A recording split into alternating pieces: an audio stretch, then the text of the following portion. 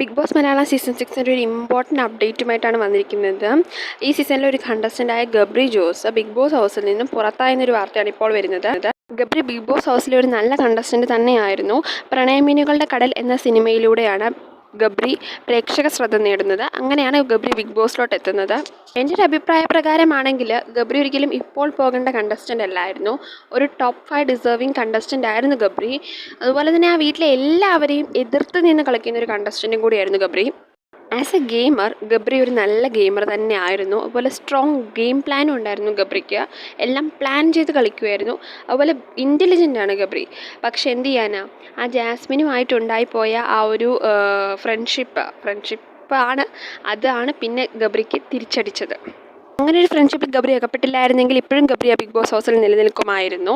എന്തായാലും കൂടുതൽ അപ്ഡേറ്റുകൾക്കായി channel subscribe ചെയ്യുക. അതുപോലെ വീഡിയോ ഇഷ്ടപ്പെട്ടാൽ ലൈക്ക് ചെയ്യുക. പിന്നെ വീഡിയോയെക്കുറിച്ചുള്ള നിങ്ങളുടെ അഭിപ്രായം താഴെ കമൻറ്റ് ചെയ്യാനും മറക്കരുത്.